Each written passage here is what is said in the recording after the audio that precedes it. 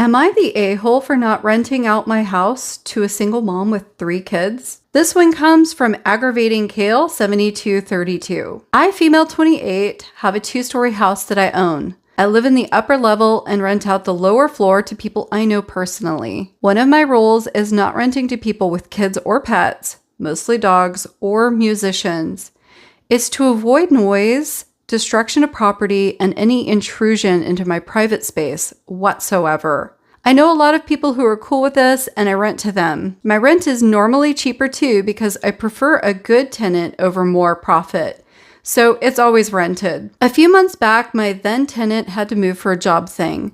This created a vacancy, which I told a few people I knew loved my space. A sister of one of the friends overheard them discussing my low rent rate and got my number from them. She called and asked if she could rent my home. The issue is that she has 3 kids under 10. She was begging on the phone because apparently her lease was up on the last home and she couldn't afford to renew it or get any other place since her partner left them high and dry. I told her that I promised another friend of mine and that there was no vacancy.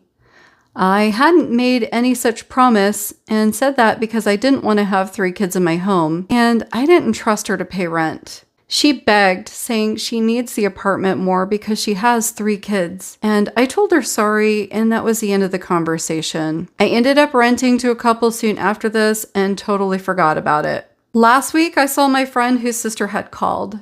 When the conversation came up, I told him that his sister had called, and he grimaced. He said that she had coerced him into giving my number out. I said it's fine and casually asked if she had found a place. He said that she did, but it was in a very unsafe neighborhood and in very poor living conditions.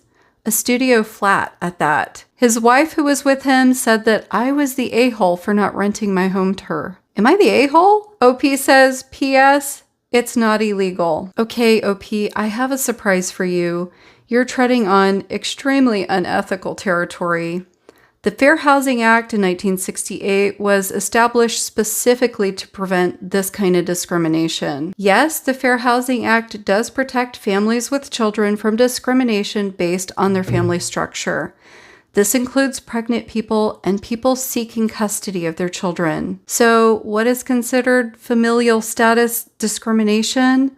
Well, that would be refusing to rent to families with children, evicting families after a child joins the family, placing families with children in certain areas. So here in Texas, the Fair Housing Act does apply to private landlords.